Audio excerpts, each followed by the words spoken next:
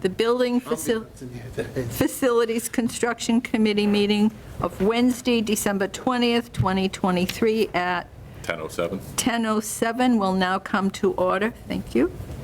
Again, we'll go around for the benefit of the recorder. I'm Shirley Mazinski, Chair, Ray McClots. Fred Fontaine. Bob Wormy. and Linda Brown has been excused, and we have our administrator, Matt Wojcik, with us also. First item on the agenda is the highway building project, and Matt, can you give us an update on where we are with this project and our involvement? Yes, I'm looking at your next one. I'm just trying to see if I Sure. can find our most recent. We had a good meeting with Weston and Sampson? Weston and Sampson in the last week. And we're still refining their conceptual design.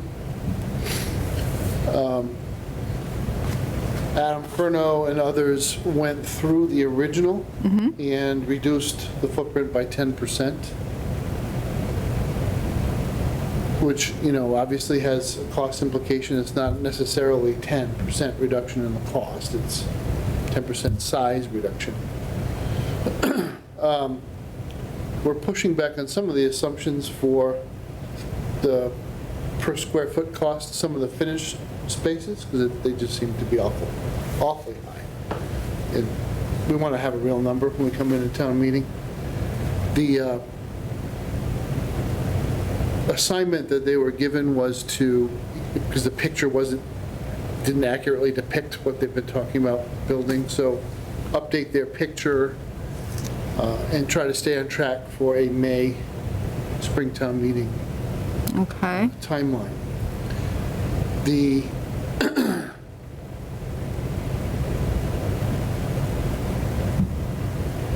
concept is really for, I don't like to use the word bare bones because it's better than bare bones, but it's a very modest building. We're not really trying to do a lot here. We need a lot of space for vehicles to drive in and park and get out of the elements. Some of that space needs to be heated, but not all of it does. A fair amount of it can just be under cover. And, you know, a small work area for the highway superintendent and a clerk. We don't really need a whole lot of extra. We need a break room, we need restrooms.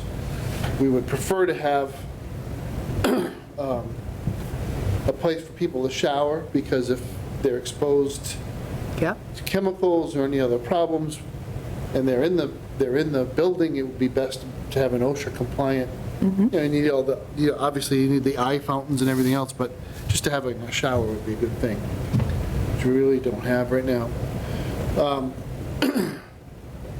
So that's pretty much as far as we've advanced it. You know, clearly we're looking for a building that's going to have a lot of resilience, so more than one source of energy. We want solar to be installed on the roof.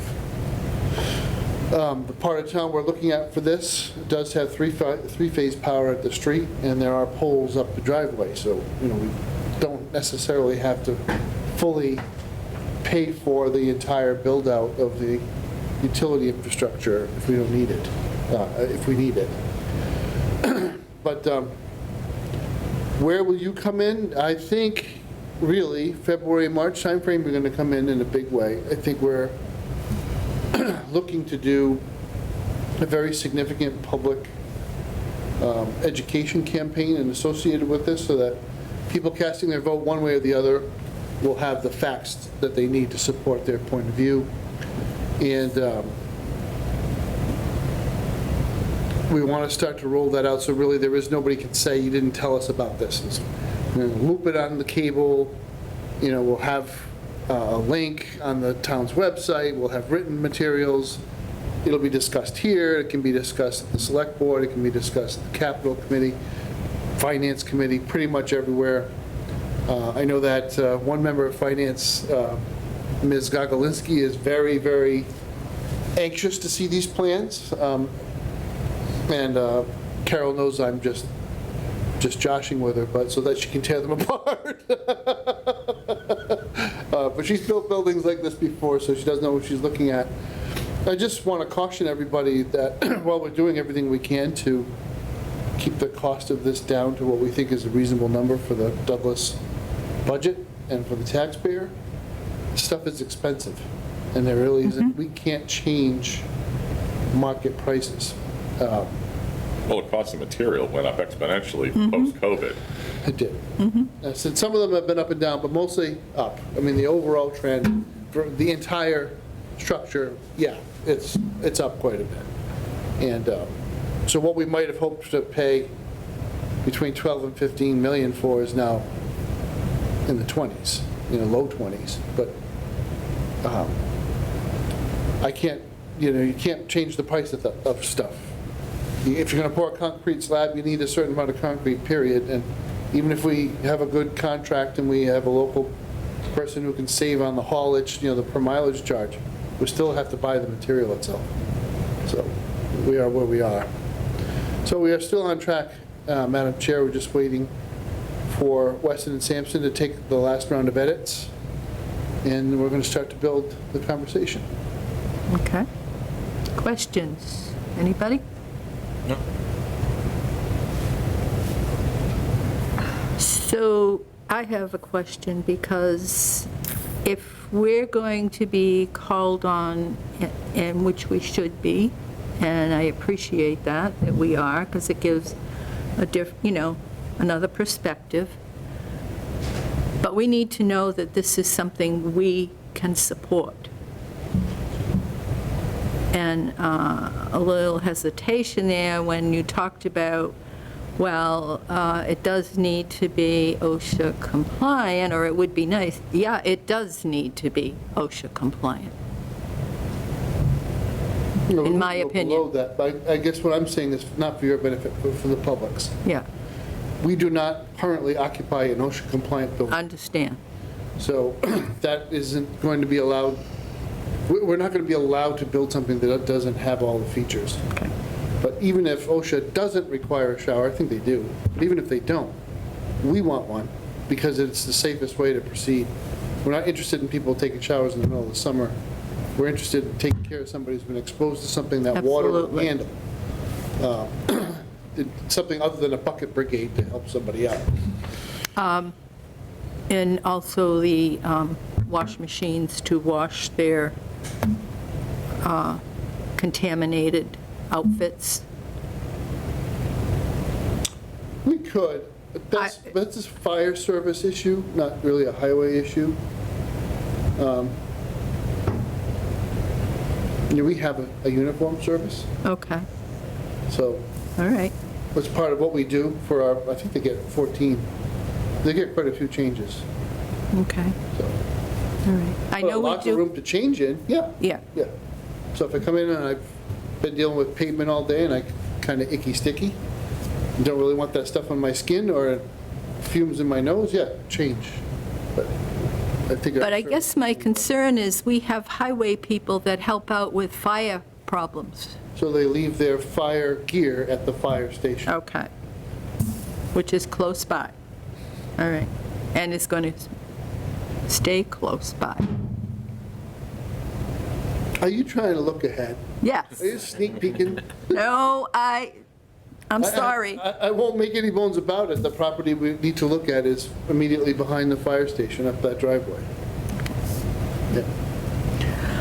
All right, anybody else? No, I'm just, Yeah. past history in the healthcare system, been around this town too long, or long enough to know.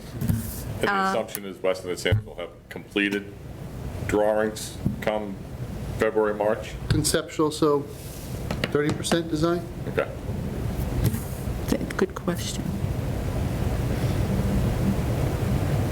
Well, it'd be good, we go to the town, you have the before, what they're existing in now, and what they're Well, I going to think get, there's- kind of contrast. A lot of energy is going to go into taking clips from your visit to Highway Okay. and melding them in with additional narrative be an important part of getting the public aware of what we're talking about here.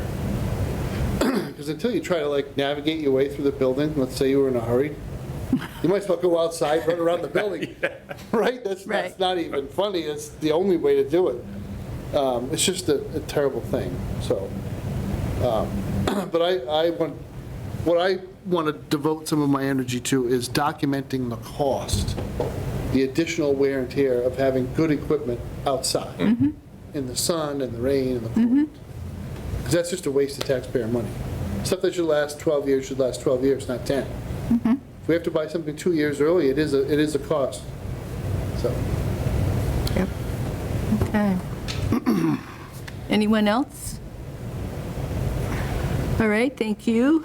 Keep us updated and, all right, my pet peeve, status of the oil spill. Where are we? So I will take Mr. Penza from 21 Environmental in his own word on December 3rd.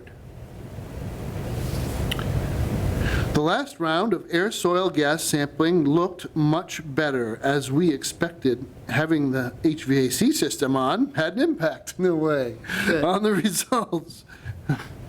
Unfortunately, we will need 1 or 2 more rounds of air soil gas sampling to further prove that there appears to be a downward trend in concentrations under similar conditions.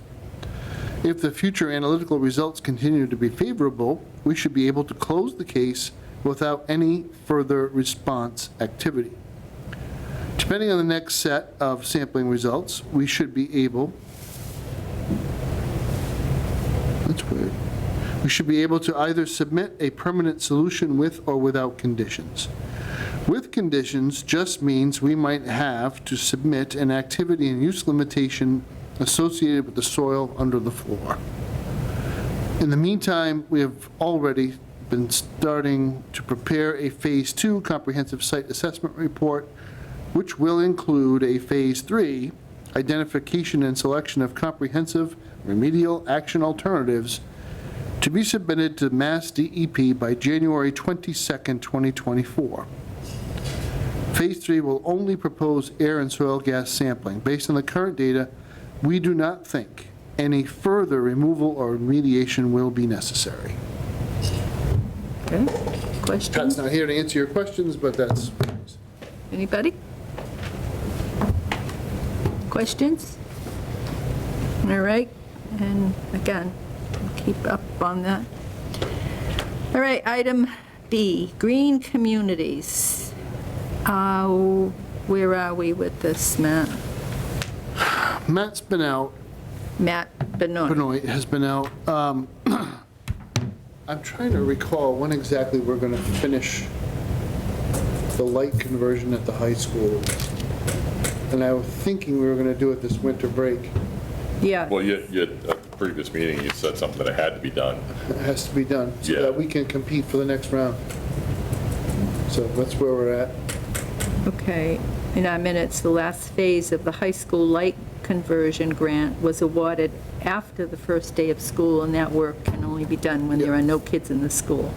So they must do it during school breaks, okay? I just haven't gotten confirmation, but we'll check. Need confirmation. Just want to make sure the superintendent, my concern is without Matt here, I don't know if the connection between the contractor and the school facilities manager is necessarily up to date. Okay, I will check on that. But that is the schedule. thank you. Okay, the municipal backup generator, no closer, or where are we? No, we've had quite a bit of activity on this, so if you look at the front yard, those are not Christmas decorations, those are flags for where everything is out there. Okay, It's a twisted mess out there in terms of lines crossing each other, coming into the building. Some of that is actually just the history of the building being added onto, changes being made to the heating plant in the basement. But they've identified everything, they know where everything is. There is going to be a moment where we're just going to have to be real careful digging, and we may end up using some handwork just to be, not to bang into anything too important that may be electrical. But there are some important updates on this project. One of them is the generator has shipped. That doesn't mean it's on the fast boat. Yeah. So we're expecting it here in the middle of January, so whatever, 3 weeks from now. You'll see a fair amount of a kerfuffle of activity here. The outside work is mostly trenching and the pouring of the concrete slab. And the temperature. Yeah, after reviewing the site with Fall River Electric, we're going to move the generator forward. So just to make it easier to fill the tank, rather than having somebody walk a couple hundred feet uphill. Just have to remember that when we need this thing, it's probably going to be nasty. You don't have a backup generator for a bright sunny day. You have backup generator because you just got slammed in some way. So the final installation contractor, project manager came and said, we've got to move this thing up. We're going to make the pad smaller because Howard had pretty much over-designed the concrete pad. So from the street, if you're familiar with what's out there, I would encourage committee members on your way to your car, just walk to the edge of the walkway and look down. You see a little bit of concrete out there now with the lid to the fuel tank.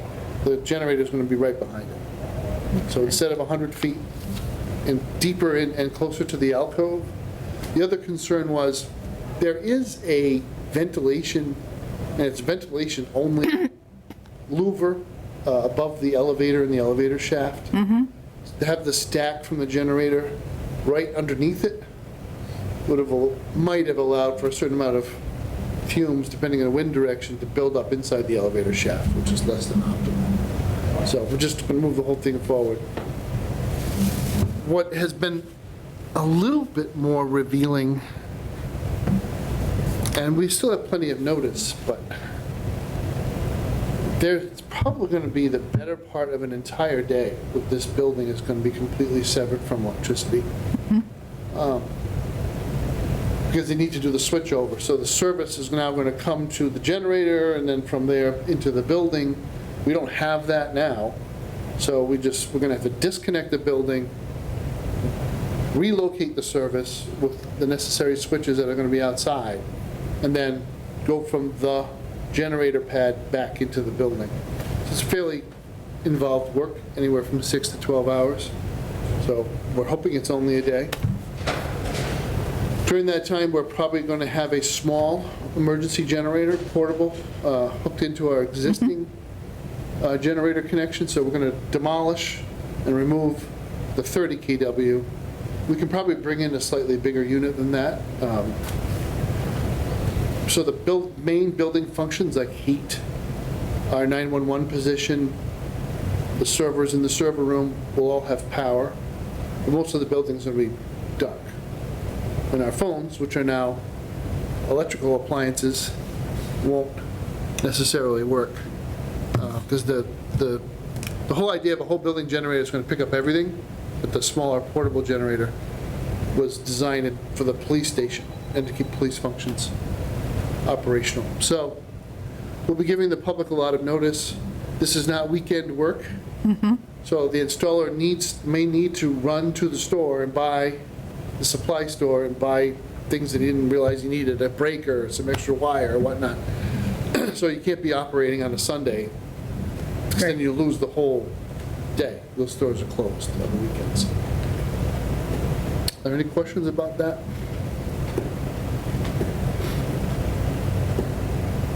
Okay. It's too early to say where we are with the budget on it. Yep. I think we had a fairly decent allocation, so I'm not really worried about paying for Okay. it. Maybe if you could get that figure of what's been allocated for our next meeting. So we know. Next item is D, municipal main roof replacement. So we made a lot of progress here. We're ready to go out to bid. The goal is to be out to bid in January and February, accept bids in February and award bids in March, and have the work on schedule. We had a fairly lengthy meeting to review some of the details. We wanted to be absolutely sure that they had figured out a solution for the ice dams that occur right over this entrance here that most people use, because it's closest to the parking lot. And making sure that all those things are properly attached to something that they will stick to. But the goal right now is to break up ice dams into smaller pieces and then block them from sliding down. So I think we're going to have both those little nubs. I'm using layperson's terminology. I'm sure builders call it something, fins or ridges or whatever. Oh, yeah. To prevent a great big block of ice from forming in the first place, and then I think we're going to have a way to stop it. That wasn't in the markup of the plans for the projects that had to be added. It's not an additional cost, it's just an add to their tasks. And then we went over how the whole thing is going to attach, how the parapet's going to be figured out with some of the copper work, but also just, if you go up there now, you'll notice the roof is kind of just billows, right? It's attached to the top of this thing, and there's this spongy spot. All of that had to be figured out. But I'm confident we'll have contract in place. What is going to be extremely important, there are roofing companies that have a terrible reputation. Some of them have done work for Douglas, no kidding. Some of them are still a plague on our existence in Douglas because their work was so shoddy and they still hold the warranty work. So, no. That's basically my approach. No, some people just shouldn't pick up this bid package because they don't have a chance, because they've already heard us. So I'm not going to name names. I don't really want to do that here. But there are definitely a couple of firms that have a significant negative reputation, and they won't be entertained. We're just not How going do you get away from that? Because don't you usually have to go with low bidder? Is that normally the case? Or? So the rule is we go with the lowest responsible bidder. And evidence that a contractor is not responsible can include negative references or any documented negative references in a file held by DCAM, the Division of or Department of Capital Assets Management at the state level. And that goes right into the invitation for bids. Says it right there. So that's a You will be disqualified if you have a bad reputation. But that's a qualifier, you have to be DCAM certified. Yeah. Okay. So that's what we're going to be in with that one. Anybody? Questions? Comments? I think Weston's been very helpful here. I'm glad we brought them in. Good. Okay. Municipal fire alarm, we're still We're done with the roof. with the roof, yeah.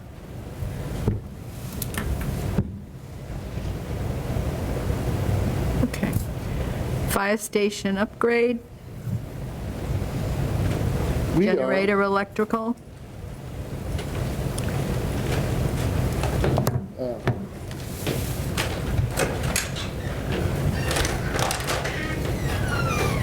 I spoke to Bruce McRitchie Right.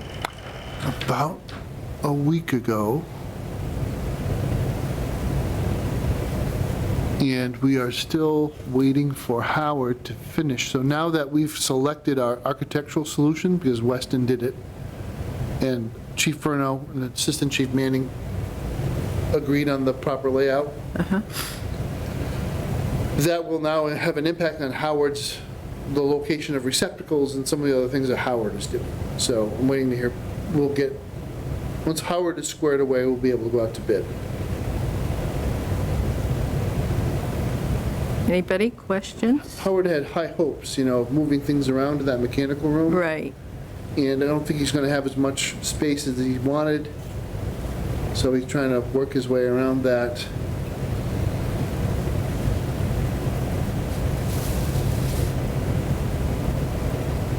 Okay. Anybody?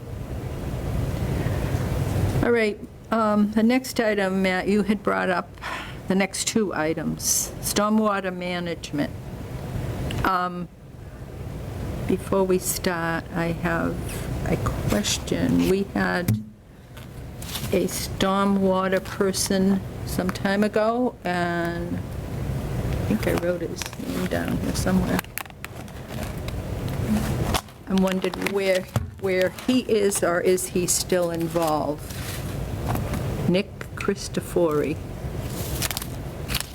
Right, so he's our MS4 compliance contractor, and yeah, he's still very much, so you'll see that from time to time. I think we're finished our MS4, we're So, in phase 3 of our MS4 compliance. That is entirely run through community development and Matt Benoit's department. But I can get, if you want a specific MS4 update, I can get you that for your next meeting. well, I'm questioning where this committee fits into this particular project myself, according to what what we're required to work on in the town bylaw. So maybe we need to, you need to take a look at that, and it's just me. I'm looking at it and questioning, and I think you all have a copy of this from before, but But don't what know. does it say that concerns you, so I don't memorize the bylaws. I'm good, I'm just not that good.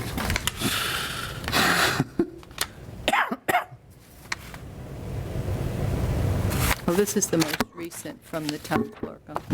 Maybe this is the one you need to.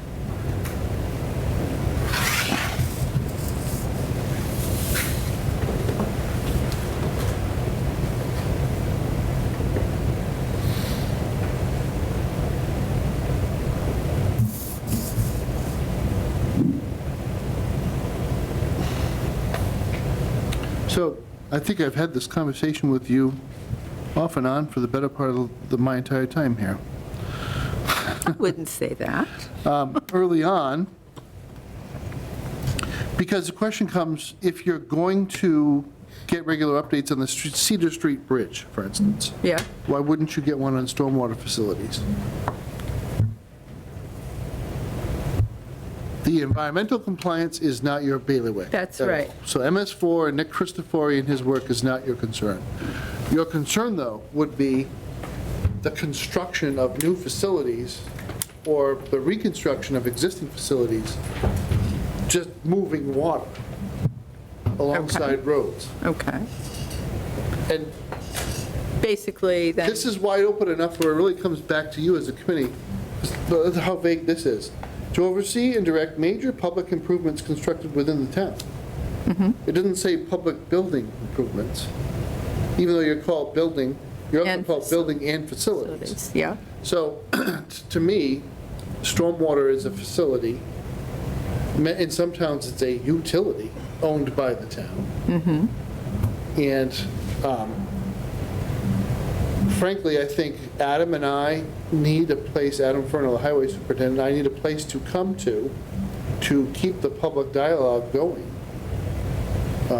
as to the construction and reconstruction of these facilities, because they're expensive, A. People are increasingly sensitive to them, so the town is getting more and more built out. So that little outfall that nobody ever cared about because it was in the woods and the water was gushing and, you know, that's all the power to the beavers, right? Well, now that's somebody's backyard. And they're vocal taxpayers. So what is the vehicle? I'd rather have it start here than start in front of the select board. so this is already, if I'm not mistaken, in attending previous conservation meetings, or even selectmen meetings. There's people with private construction going on. Probably, I think there was someone at Conservation the other night. I was not here for their issue, but I know they've been there before, and mainly water from a building project, housing project, and it's runoff and so forth across their yard, which is new. So, That's not your concern. that's right. Right. So the key word here is facilities, or not management, stormwater facilities. Because it's what the town owns and what the town's responsibilities are to capture and move stormwater under the existing legal framework in the state of Massachusetts, which at times is hard to follow. As we look to, if all the predictions are accurate, and we can expect these high-intensity storms to drop an awful lot of water on us all at once instead of over the course of a day. Not that I was scarred as a child, having a baseball game scheduled for 8 in the morning, and the coach would say, well, maybe we'll play at 1, maybe we'll play at 4, and then just never getting to do it because it was still raining. Now we're getting all that rain and just a bucket drops on our head, which has a number of very different types of impact on the town, because now it's all going somewhere. It's going onto our streets, it may be going into our buildings. Which it is. And we have a limited legal obligation, and this is the part that people need to understand. When we build the system, our responsibility is to maintain the system as designed. We don't have a legally cognizable responsibility to specifically direct only a certain quantity to a certain piece of property or a certain area. That is not a constraint on the town. If we have, South Street is the example, if we have 10 pipes that cross the road from the top of our project to the bottom of our project, and it was originally designed to disperse stormwater in sequence so that by the time you get to the bottom, you're still going to have a lot of water at the bottom because it is the bottom and water flows downhill. The issue isn't whether or not it's still fair or unfair for people at the bottom, it's that if we have 5 blocked at the top, that much more will go to the bottom. So it is our responsibility to make sure all of our pipes are open and running as designed by the engineer that designs them. South Street was engineered by Stantec.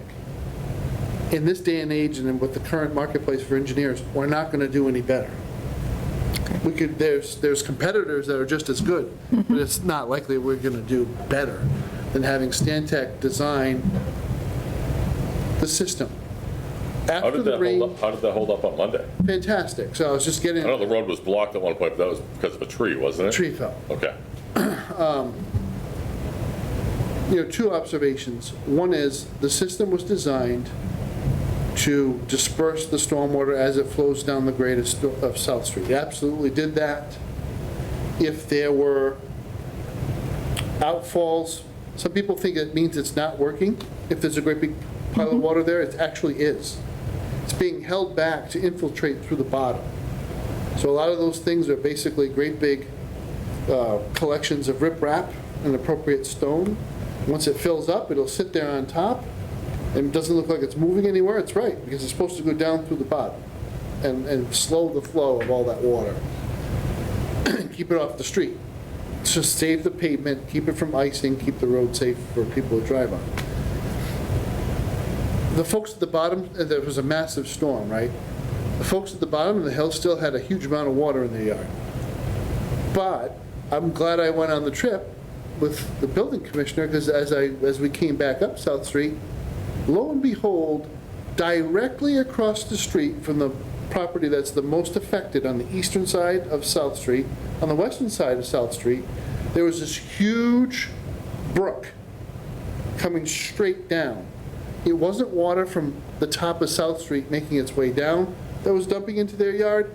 It was water from the hill making a straight line to that pipe and into their property. And that isn't our responsibility as a town to deal with that. But I don't want to get overly ambitious with this, but as we do more and more paving, the best way to preserve good road work is to make sure that it is drained properly. And there may need to be a place, that's why I could say this might be the place, where we start to broach the conversation with the public of, we may need to buy an easement, even if it's just a maintenance easement, as we expand our drainage system. My forecast would be that paving a road in 15 to 20 years from now is going to be monstrously expensive. Asphalt is not going to be as common. It will be more pricey and more difficult to get. And it's just going to be well beyond the reach of a municipal government to do it if we don't make these things last for a really long time and then take care of them once we build them. With crack sealing and all the regular maintenance that it goes into keeping a road in good shape. That's what we have to focus on. And I think we're getting there, but I'm just thinking of some examples over the years. I think is Linden Street is one of my favorite examples. If you go down Linden, Yep. the stormwater management there is sketchy. So there are whole parts of that road where there's no swales or anything. The water comes out onto the street, and you got alligator cracking on both sides of the crown, and now the road is disintegrating. Right? It's not the only road. It's not Yeah. the only road, it's the example that came to my mind. So before Oak Street falls and slides into the ocean, Stop Vine it. Street's going to disintegrate. Don't test it. Don't test it. I just thought I went laughing up the meeting, Madam Chair. Sure. So that's why it's here, but like, you can decide whether you want to talk about it or not. I just, Well, what I'd like, this is a new item. I question it. I'm not saying I'm against it, but I would like input from the board. If you don't have a copy of what we were originally formed for, but I would like input from you as a board. So we'll keep it on the next meeting and maybe make some decisions or get some questions out there if you have any, all right? And I can have Jen maybe put it out on the emails again, and you can, then we'll talk about it at our next meeting. Is that fair? Sure. Yeah? Okay. Item H, vacant buildings in town. And one of them was the old elementary school. So, yes, that's been out there too many years. Do you have any recent discussion on this, Matt, or what's going on? I know Rich Preston and I, years ago, when we were on the Board of Selectmen, I believe, we sent out questionnaires, we tried to get input from people. What do you want this building to be used for after it was, vacant as a school? We did have some work done on it, the guano taken out, a new roof put on, because our input that we got was that it was a very stable, constructed, well-constructed building. Is it still? I would hope so. It's something the town has had in a long time, but I'm open to discussion. And you asked that this be put on, and we have it here. Is there something that you could have, something similar to what Uxbridge did next to CVS, that old school? They made it for, I think they veteran housing. Oh, that's great. Yeah, that's where I went to school. Yeah, but that's what they did. The but that- Blanchard School. Yeah, exactly, yeah. Yeah, they did a nice job. Yeah. Yeah. But that. Well, it might not that be is big a- enough. It might that- not. That's a wood-framed building. Oh, okay. Or, what they've done with the addition of it. Okay. But I did have a tour via photos. Mm-hmm. so I'm not exactly sure on this. It is something I'm spending some time looking into. And maybe you will remember, Madam Chair, but I have heard tell that town meeting actually voted to authorize the select board to sell the old grammar school not for housing. There were limitations put on the mandate to sell the building. The building is in fantastic shape. It is a shame that not more people take an interest in rehabbing old school buildings, because it has a lot of character. It has It beautiful does. windows, Does. and it's sort of a blank canvas. There's really no electrical infrastructure inside the building. The wiring was minimal. It was all like knob and tube. A lot of it's been yanked. So you have to start with a new service connection, and most modern uses will require an elevator, and that's probably the obstacle. I have had a meeting within the past 3 weeks, a very high-profile, well-known, wealthy, well-connected developer who might be the very best vehicle for us to position the building the way I would recommend it be positioned, which is as an ancillary part of either the UMass or an affiliated healthcare system for, outpatient surgical service or physician's office or physical therapy, occupational therapy, something that we would typically see done outside of the hospital setting, but would be a specialty use and would have minimal interference with school operations and buses running up and down Gleason Court, parents running up and down Gleason Court, and would still make the building a commercial building, put it back in the tax roll as a really productive part of Douglas, and require minimal structural change that would change the historic character of the building. So there's definitely traction there. The suggestion is that we try to work this out, that we follow the usual Chapter 30B procurement process and put the asset out to bid for a price where the developer and others could bid on it, and then look at it as a 2 to 3 year transition. It's not going to be a high ROI project for that particular type of builder. It's almost like, it's not pro bono work, but it's almost like, he'll make some ROI, it'll be lower than his typical investment threshold, but he'd do it because he's a community member and wants to support this whole general area, all the way from Milford, Mendon up to this way. So, I was pleasantly surprised. There have been a couple of people that have really walked point on this and have been pushing it.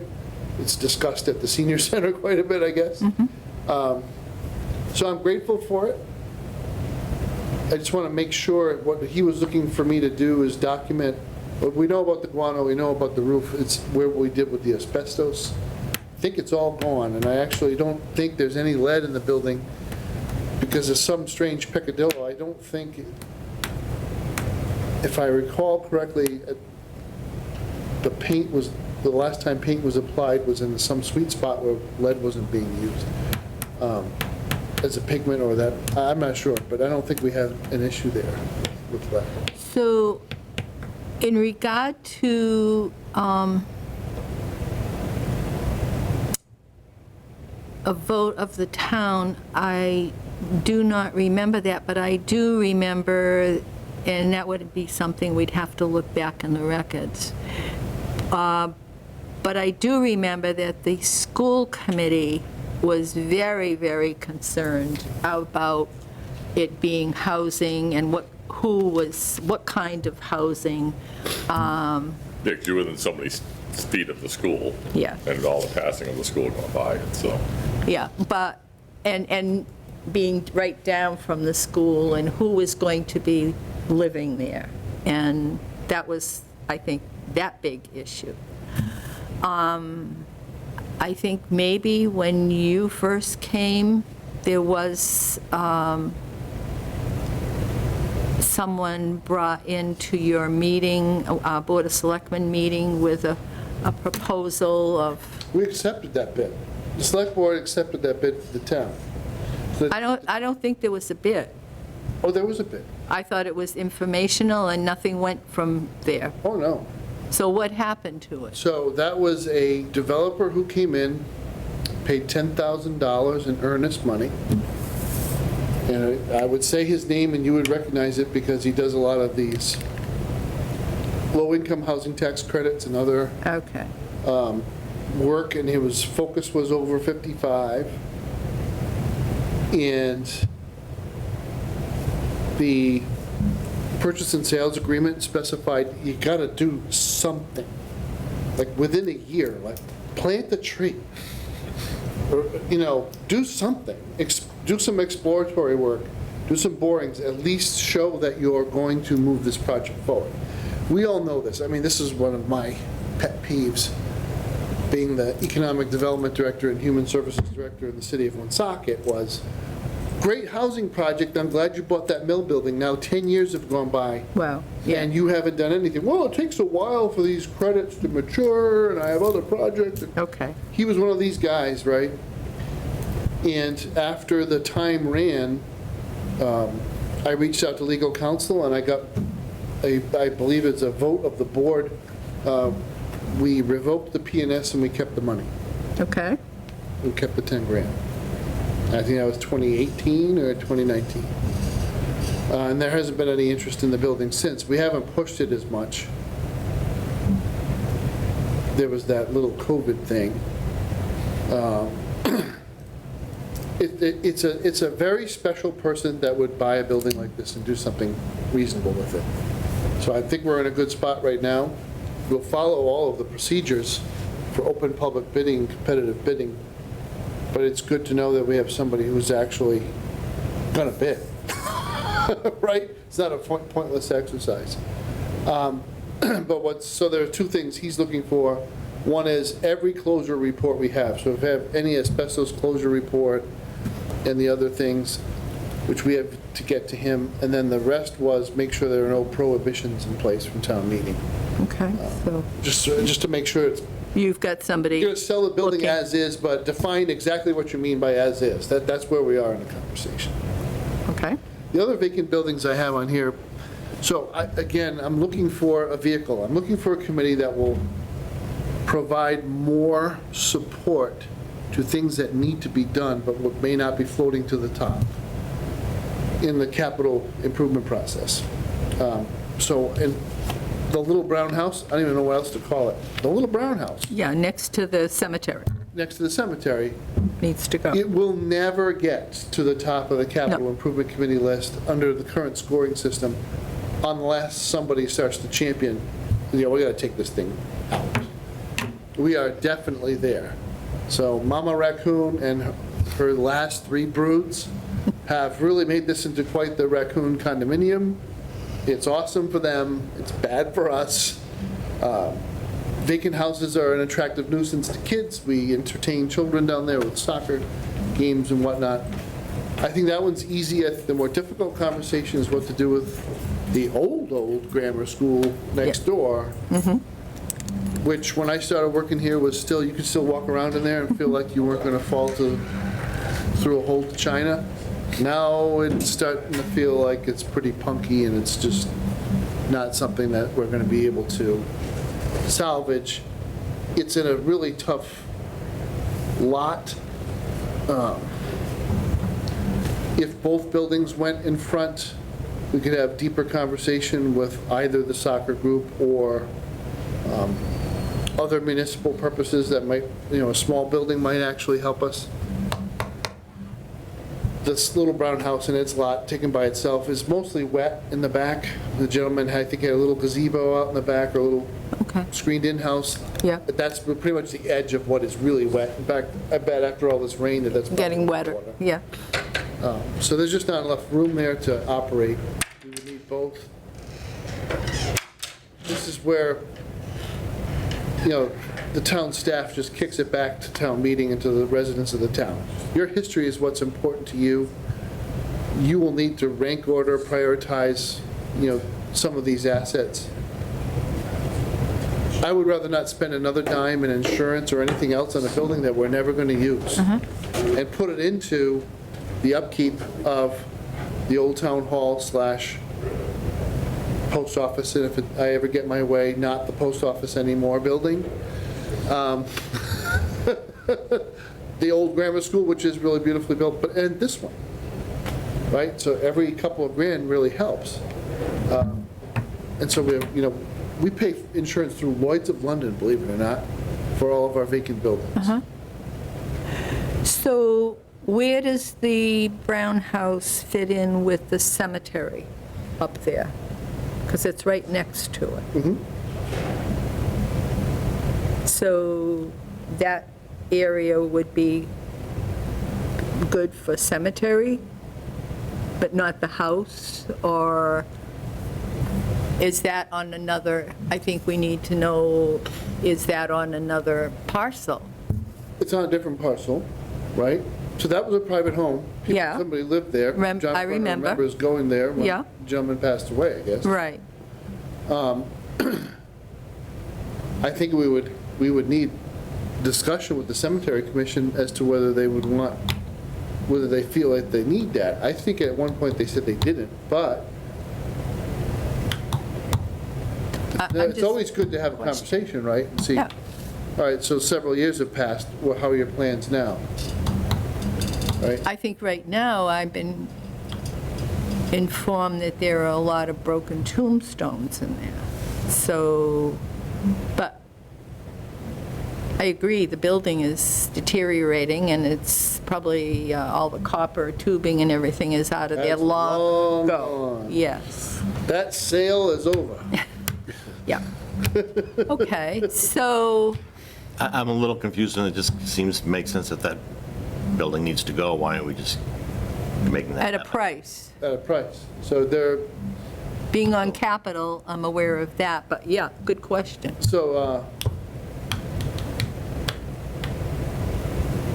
at one time, our society put asbestos in everything. Right? Including exterior shingles. Not just roof shingles, but the actual exterior shingles in place of clapboard. And that's what this place has got. So I would love to go in there and burn it down, use it as training. We can't. So you take like a $10,000 demolition, you make it into a $40,000 demolition. Or maybe this year there would be ample room. But there is a pecking order on the capital budget. If the capital committee establishes after really long meetings, you're welcome to join us, Fred. Pop some popcorn. You might even want to join the committee, there's a spot. And that's good, yes. Anybody? But it's just one of those things, the budget doesn't reach that deep into the list. Right. And that doesn't mean that whatever we just missed this year floats to the top the next year, Right. because there are already projects lined up for that year because something has come due. You know, the good news is the town has a capital budget that's been functioning for the last 5 years. That's really important. It is. But it's, I just don't think we're going to get to this. I think it could score higher. We just have to make the right arguments. And to date, it just hasn't risen to that level of urgency. And the other thing, as a member of the capital committee, yeah, it gets up there, but then something else in another department scores higher because it's really needed. So, And even just finding out how much it would take to demolish this building takes somebody's time to do that, so even So that time. Adam doesn't- had quotes, but I I think think he they're 2 or had, 3 years old. I think it was one was around 50,000 because of the asbestos, Yeah. mainly. We have to document it all the way, the chain of custody has to end at the disposal site. So we have to prove all of that. So we need a qualified asbestos removal contractor to do the work. They know that people need them, so there's only so many of them and they're expensive. And, okay, so, and then we've got the schoolhouse, which was being used by the veterans, which is no longer being used by the veterans. That is a possibility of using for something with renovation, or, As long as it's Ideas. standing there, someone could decide to renovate it. They would face some challenges. One is the old fieldstone foundation is unstable in one corner. The floors have just gotten a little punky. I think the roof leaks. Well, Yeah, you're not getting a whole lot of sag, so it's still relatively square and plump, but it's a wood frame building, so it's not going to last forever. right. And most of the issues you'll face in a building like that are latent conditions, right? Looks fine on top, and you start pulling stuff away, the sink may have leaked, if you don't stay on top of those things, if nobody lives in a house for a long time, you can tell when you go in to try to fix it up. I think that's where we'd be. It'd be almost more expensive. I actually think it would be more expensive to fix that up than it would be to tear it down, build something new in its place. I just think that's where we are. How large is that parcel of land? Just with the school. That's a it's not trick good. question, Regs. I think, Good question, Rick. I don't know if it's wedded to the bigger piece that the town owns behind it, or if Okay. it is its own standing lot. I think it's its own standing lot. I think it ends right at the edge of that wetland. That's a significant wetland, though. So, because then it goes back into a pretty deep pond in the back. Deep enough for John Ferner to go fishing. Back there, sneaking back there fishing. That was a nice area back there that should have been a nice town park one time, years ago. Very nice. Okay, so this is Until- when I was hoping that Butch Hobson and Rick Rosen were going to win the Red Sox. Because Buff did all kinds of No, stuff back there. we that won't was name very- names. We'll say Buffopolis back there. Yes. Unfortunately, We get tipped over slabs for bridges, but yeah. unfortunately. But there would be no need to have residential restrictions on that building. That?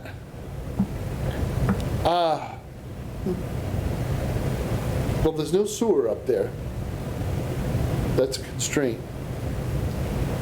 Because where we're going to locate a sizable septic at this point that would work For under X Title amount of V units, yeah. next to that wetland. And out of range of a well. I think it'd be challenging. There is water up there, town water. Yeah, because the common, Yeah. I don't know where it ends exactly. I think it goes beyond no, it goes all the way to southwest Maine, right? So it runs right by. Yeah. Okay, so, not to be overly nuanced, there's town water up there. So Yeah. you open the hydrant, it goes, help me! Yeah, It spurts out a little water, then it stops.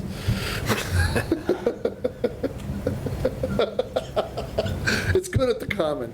Really, after the common, it gets really dicey. yeah, With some work? Yes. yes.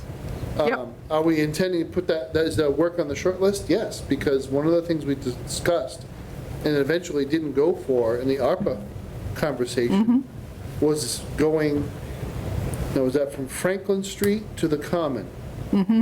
To resolve a very leaky section of pipe that runs that full length, that has burst quite a few times in the past few years, and to resolve, the pressure and flow issues at the end of the line.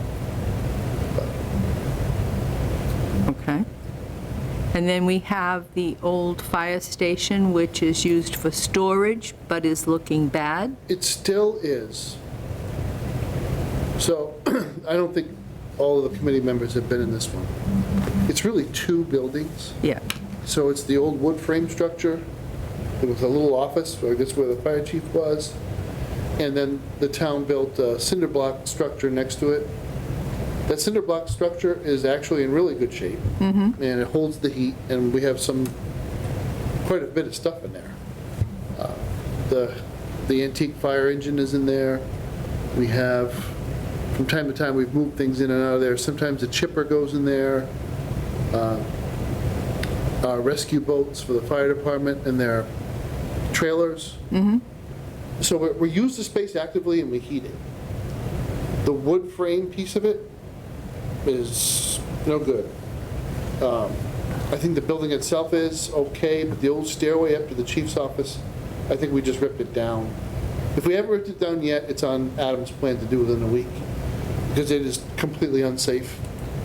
The old spotting tower, it's miraculous that it's still standing. Miraculous.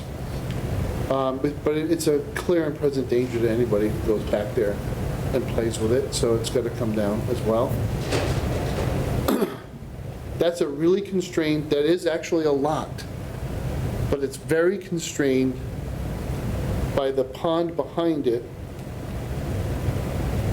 that is attached to the old Schuster house, whatever you want to call it. It's not a mansion. I refuse to call it a mansion. The old homestead, the Schuster homestead, which is a very nice piece of property, but the beaver have been very active in that little pond. We've had to go in there and fight with them over control of the water, because at one point the water was coming over Cottage Street within the last 2 weeks. And So- is that why maybe Historical Society had to have their basement pumped out yesterday? Thank I saw you. that. Thank you, Fire Department. Yes. Unfortunately, still, Is these vacant buildings on the Board of Selectmen's agenda? Do they have this discussion at all? They could, but I would like to start it here. I think that board active, they have so much on their plate that the more refined the proposal is, so they can do an up or down vote, do their investigation, their discussion, do an up or down vote. Some of the legwork we need to do in a working committee. So, Go ahead, Fred. I wouldn't mind giving you guys a tour of some of these vacant buildings. I don't want to go in the, Tower. no, I don't want. No, We're no. going to stay out of the fall zone for the tower. Yes. No, the old Veterans Hall, I don't feel real good about walking around it. In my present state of not being in shape. If I were 50 pounds You lighter, said it, I might- we didn't, I might right? have put snowshoes on and tried to walk around it. Last time I was in there, I didn't feel real good about it. Fred? What specifically would you like us to see us do? Make some recommendations, prioritize the buildings and facilities, whether or not you think they're reusable assets for the town. And then, I think we got to move, there's a fork in the road, right? Some of these assets have to move on to, we want something to happen here. Select board go instruct the administration to make it happen, and the others would just, it's time for tear down. You good with that? So rather than just kicking it down the road another month even, let's set up a date to tour the buildings. Sounds Start good. there. Give this back to you, this is your copy. Thank you. Good points. Oh, and the other, so, Go ahead. not to interrupt, Right? but we can't forget that we own the old pipeline, we the town. Yeah? You have a vacant building there. You have the old office building. Okay. And, The garage is being used by the water and sewer department. It had a pipe rack and cranes and stuff inside, little hand cranes. So you can actually pick up a whole hydrant yourself and all the rest of it. But the building is that low-slung brick building. Unfortunately, it has a flat roof. Yeah, one time I was thinking of putting DPW, putting highway over there, because it would have been minimal, right? Put a metal building behind it, your office building's already built, that's the most expensive per square foot. But if you walk around the place, you need a respirator. The mold is just taking over, so the roof leaks down one corner, and now it's just penetrating back into the building. I haven't been in there since we had the community garden there for COVID. It was nasty then. And nobody really wanted to step up and do anything with it. At the time, I felt if we put a peaked roof, if we put some trusses on it, or just stick-built, some sort of peak to take the water off the top of the roof, it may have preserved the building for longer. The question is, what are we going to do with it? You know? But Should we invite the town to this tour, or something we should look at as a committee first and then look for I input think from you the should look town? as a committee, we can first. do what we did. We would take video, have live commentary, and that becomes our vehicle for getting people educated on what's going on. People in town might have some ideas that just haven't thought of. So that's at the mobile pipeline. Yeah. So that, the school, do you want to go into the, I want to see all of them. I think everybody should go to the school for sure. yeah, okay. So, what are we? Even if it's just unsafe, even if it's just see from the outside, just to wrap my Oh, the one on Main? I'd like to see all the properties, Yeah. even if it's just from the outside. So, we make a list of all the properties that are town-owned but not maintained? If we could, get us that list? Okay. And what's the date? And it's going to take probably a couple hours. If you don't mind getting past the holidays. Yes. First week of January, or second week of January. Wow. Second week is, it depends when. And what's your schedule? Committee? Flexible mornings are best. I'm flexible. Well, how about We'll just you? have to see when the date is, because whether I'm traveling for work or not. Sure. We have a meeting scheduled on 17th of January. Potential meeting. Yep. And that's the other question regarding our meetings and meeting times. We need to let Jen know so she can post them, and also know for Zoom purposes when, and it's posted. So. We'll need Adam for this, too. Yes, I would suggest. Although. He's got the keys. Have to Yes. have Adam. And Adam is, hey, highway and Yep. buildings and, Fire, water, ice. He's got Yes. all the elements covered. understand. So we need to check And, with him to see when he's available before we yes. set a date. So I'd say as soon as possible, as soon as Adam's available. And, That first week of January would be ideal, because that would give us also a couple weeks to get before our meeting on the 17th, too. Yeah, I was going to say the same thing. okay, what day, what time? Give me some input.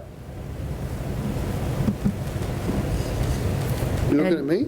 Yeah, I and, built my schedule around yours. You say when you can do it. oh, Can we- you all heard that. Well, put it this way, I'm not going anywhere Okay. with the family for quite a long time. No, it's, Can we contact Adam right now and find out when he's available? I can try. good point. I'm not available on the 3rd. You're not available on the 3rd, okay?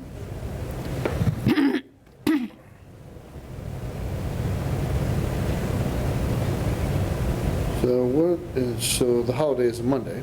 Yes. So we're looking the 2nd through the 5th? Yeah, but not Wednesday, because Bob is not available. The 2nd, the 4th, or the 5th? Right, Not to make it even more, I'm sure Linda would really like to go too. so, yes, yes, she's very involved with, Yeah. very dedicated.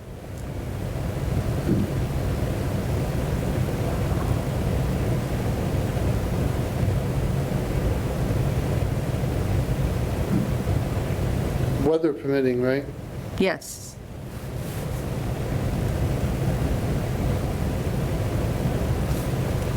January 2, 4, whoops. 2, 4, 5, We'll see if he responds while you're still here. okay. He usually does. All right, We can turn to a couple other things. yeah,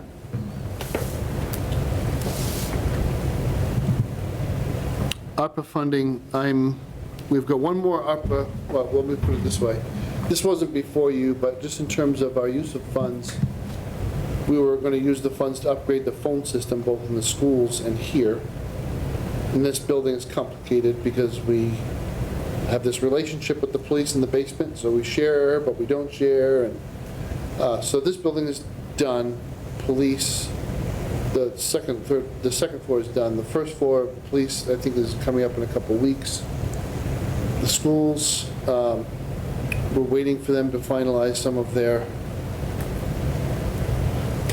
installation plans, but that should be done. I'm going to be posting a bid for the security camera system. This is a very complicated thing because there's only so much we want to say in public. I'm thinking of having a bid opening in March. We'll have a mandatory walkthrough with contractors, and there's a break in there in the end of January, I think. Or February. There's a break, whatever the break is Right, before for I the have school, the yeah. date open. Okay. And we'll go into a lot more detail with interested contractors at that point. We'll go through all 4 buildings and we'll say, we just don't want to publish those plans and we don't want to talk about it in public, where cameras will be located, what their capabilities would be, with an idea that the work would begin a couple weeks after the kids leave school, so June 17th, and be wrapped up by August 15th. Give them 2 months to do the install in 4 buildings. Okay. So that's ARPA. Where are we with Depot Street? I think we're in a good That's under spot. ARPA? That's into ARPA, so that's the extension of the water service beyond this building and to make a loop up at the top of Depot Street. As soon as Stantec is finished with one of their design pieces, they're going to turn their attention to that. 2 items. I don't really have a vehicle here for a posted agenda, so we can't really discuss it. Why don't we do this? I'm going to ask to put on your next meeting agenda in January, Okay. discussion of 2 capital proposals coming from my office. The first will be a document management project that will include alteration of this building. We're looking to make the old locker room next to the gym a climate-controlled, approved location for sensitive documents, so we can move them out of the second, third floor of this building and into a climate-controlled and sealed-off, locked vault. 2 things: to preserve the documents, secondly, to free up space on that floor. Because once the roof and the fire alarm are done, we're going to have a conversation about the water service as it goes by. The next step after that would be a sprinkler. And that's all we will need to at least be able to use the upstairs. Even if we only use it for meeting space, for staff, we would at least be able to use it. Because it is serviced with an elevator, so the ADA piece is all set. The second thing I'll be putting on the capital committee's agenda is rip and replace of these EV chargers out here. They've been dogs since they were installed. Nothing but trouble. And I became more sensitive to it being an EV driver now. But actually, I've done everything humanly possible at this point. So I'm constantly power cycling them. I'm interacting with the vendor. And frankly, they stink. They're really terrible pieces of equipment. They're pretty much, of the 4, only 1 works when it wants to. And that's garbage. So we finally got the state to sign off on allowing us, because those are funded by the state money. They said, go ahead and rip and replace. It's at your own expense, but you will not be in violation of the grant. It's in writing. The price will be around $36,000, so I'll be putting that on the Capital? capital committee agenda. Who pays for the electricity that goes to those? So that's town electricity. Okay. Here's the problem. the whole concept was, they're smart chargers, right? So we can put a policy in place, and you'd have to tap your credit card to pay for your electricity. The idea was, offer it for free for a while, people realize it's here, they get in the habit of coming here and charging. Is at one point, before I bought mine, I would look out my window and there would be 4 people lined up using all 4 chargers. Because it takes a while. The 11 Oh, yeah. chargers takes 8 hours if you're empty. And once people got into that habit of, now we would write a policy which would sell the power at cost. Being mindful that this town, the way we buy power, and we have a solar field credit on top of it, it would still be far less expensive for someone to charge at the town charger than it would be to charge at home. But we would be recouping the cost of the electricity, and maybe we put a $1 session charge on there to pay for the chargers, right? Or they're up. You can't do that if they're not reliable. I don't think so. I think that's terrible business. All right, well, when it works, it'll be 20 cents a minute. I mean, it's terrible business to do that way. So I haven't pushed to have that done. If we had to do rip and replace, we would do that immediately. So they wouldn't be free anymore. It would be a charge associated, 30 cents, 33 cents a minute for the power, and maybe $1 for a session charge. It's funny, we get more uptake here in Douglas. One day I got in big trouble, I couldn't make it home, and I came here and this charger was occupied, so now I guess I'm having lunch in Uxbridge, right? So I went over to Uxbridge and sat next to the Uxbridge Senior Center, and nobody uses any of their chargers. Nobody. In Sutton, it's town cars mostly, and staff use all the Sutton chargers, but here down in the valley, there aren't that many, but ours are used by private citizens. The pickleball players in particular, got one person who uses it quite a bit. There is a need for it. In this particular case, in order to maintain compliance with the grant, this is what'll take it up the scoring system at Capitol. We have to have chargers at work. Because we advertise on a map. So it's happened twice now. Somebody gets really low on the highway, they need to get to where they're going. This is the closest place to get here, and they're not working. And there are people now that are, because of the economics and what's allowed, they have their own chargers. Well, so I put one in my own house, right? Yeah. So, I'm not really relying upon this, so it's been a week, it's been nice to have my own. It's just that when you get here, if you need to top off because you have business Yeah. run for the town, it's nice not to It have that is. interfere with the decision of, well, do I have enough to get back home? Yeah. But since I'm the admin on the Smart Charger app, I can see there, 12 to 14 unique users that use these chargers, especially on weekends and overnight. And so we'll kick that topic around a lot. This is a huge problem. This particular vendor is so non-compliant and nasty, they're not even participating in the actual Massachusetts grant program to rip and replace all non-functioning chargers. So we could have gotten another grant to make good on the other grant. But because EV Connect won't even tell the Commonwealth where all their broken chargers are, we weren't qualified. Yikes. That's what a bunch of jerks these nasty. people are, so they're all fired. I Okay. have every intention, if I have to do it at my own expense, put those chargers in a box and have them FedExed to Power Chargers factory or their office or wherever it is. Take your bleep back. Any word from Adam? Adam. Absolutely, I am available anytime. Oh, he's good, but he's extending himself, my God. Okay. If we made it late morning, though, that would allow him, remember, he goes to work at 7.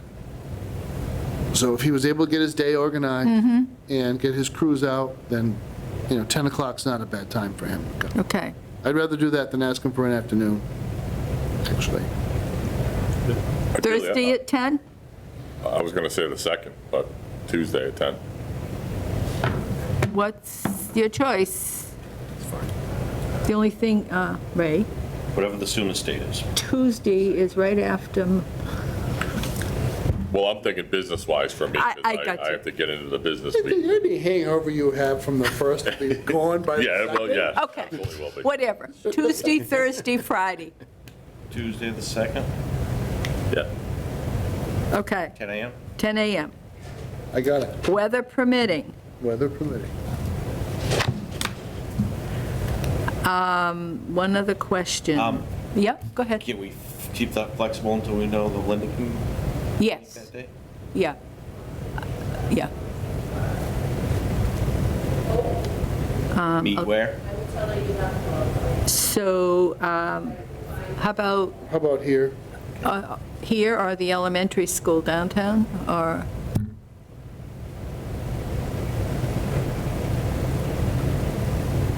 Whatever. If we come here and you convene, Okay, meeting? yes, okay. I'll have Jen set up a meeting.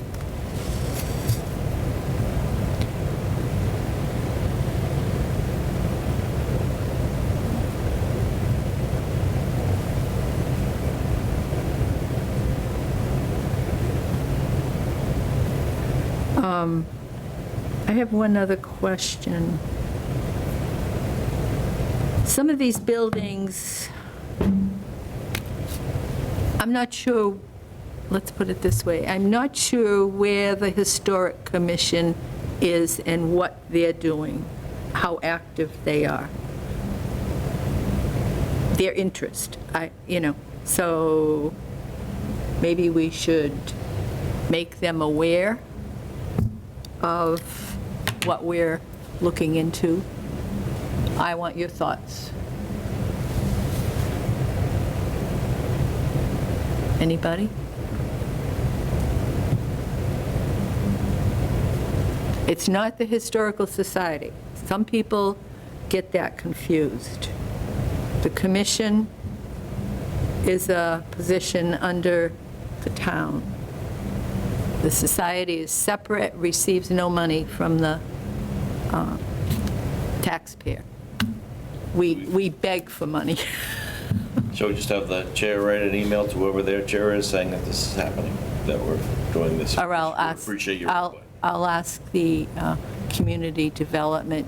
It can come from them. Make it more official, that they're being made aware that what we're doing.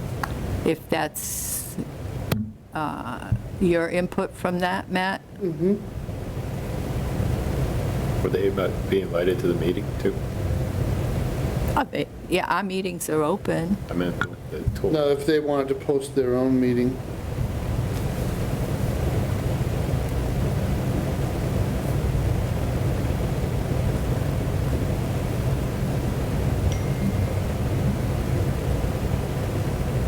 I just got the Historic Preservation Commission for Douglas, Wyoming, which was not what I was looking for.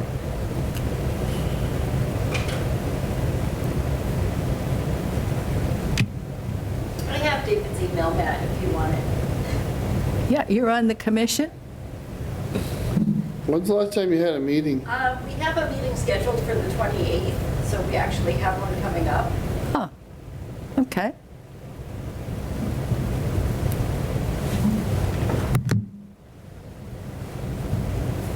Is Don on that committee? Yes. Do you think I would know? I understand. Actually, I was aware, I just didn't want to, I got to keep things, I keep getting sent to the old website. But since we have our ready-made contact right here, what time are you meeting? 9 a.m. at the library On the 28th? on the 28th.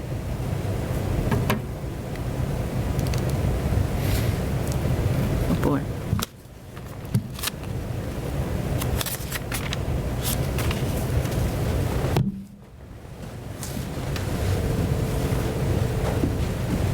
Here you go, Matt. I'll save you a flip through the phone. That's David's email at the top there. Oops. Right there. He's the chairman, and, David Metz, right? yeah. My eyesight is not what it used to be. Oh, I can read it too. No, that's all right. Okay.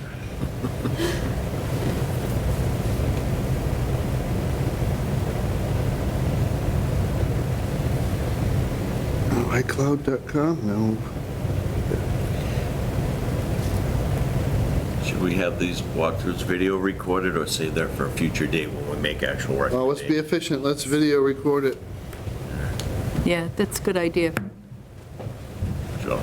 I'll ask Pal over the phone, Pat, Yeah? or if you want to. No? That's fine. You'd be willing to do that? Okay, so at this point, we're set for Tuesday, 10 o'clock, unless Linda can't make it, or weather is not, Adam And we'll- set, he confirmed. and, okay, Adam's all set. So we'll meet here, 10 a.m., and convene. Also, we have, and I'm jumping ahead here a little bit, we'll get back to the minutes, but upcoming meetings are January 17th and February 21. And we have to decide whether we're going to keep our meeting times at 10 a.m. For the rest of for the new year. Of course, as we go along, and if we hopefully maybe get one more member, and we can work it out so that it works for everybody, but we can always change if necessary. But, or if 4 o'clock, 5 o'clock, whatever works better, I need to know so I can let Jen know. This time works for me, but I'm flexible. Bob? Flexible. Ray, you're the, Ideally, 4's better for me, but if. what if time? I'm The sorry. 4 o'clock one is better for me, because at least then if I'm traveling for work, I can usually join in a Zoom, but I can try to, I can schedule around if I am traveling for work. I don't have it scheduled out yet, though. But if 10 o'clock's easier for everybody else, 4? I'll work around. 4? I'm fine with it, yeah. 4? Yeah. I'm good with 4. Linda, I know she's not, she's retired. Okay, do I hear a motion to have our meetings at 4 on the third Wednesday? So moved. Second. Motion made by Fred, second by Bob. All in favor? All right. Aye. Opposed? So voted. Thank you, everybody. Now, so Matt, you're good with that, and we're okay. We're going to let the Historical Commission know. Actually, I will try to go to their meeting just to let them know what we're working on. Pat's confirmed for recording. Okay, thank you.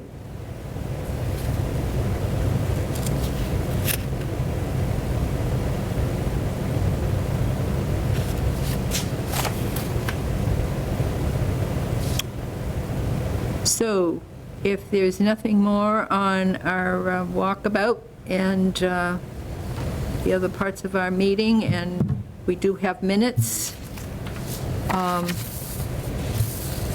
you all have had a chance to read. Ray, you had just a couple or one minor, if you want to bring that up.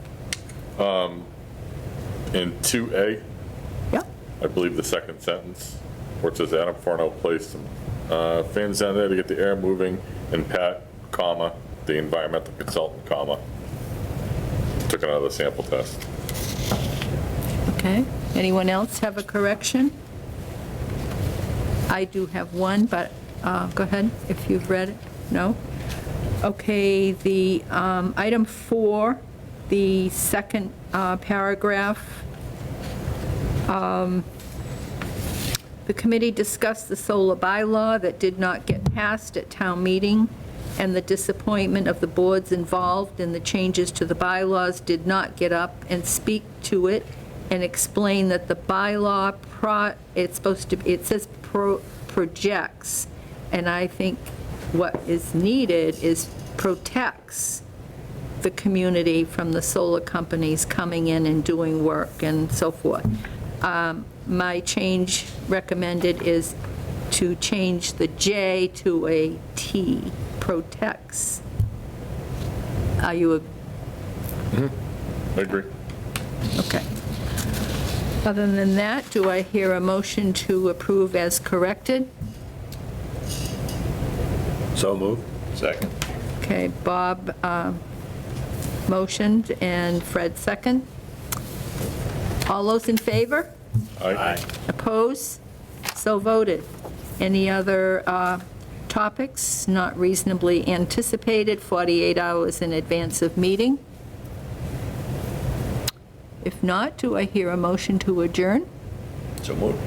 Fred, motioned. Second. Ray, second. I'll give it to you. All those in favor? Aye. Aye. Opposed? And we are adjourning at what time? 11:37. Thank you.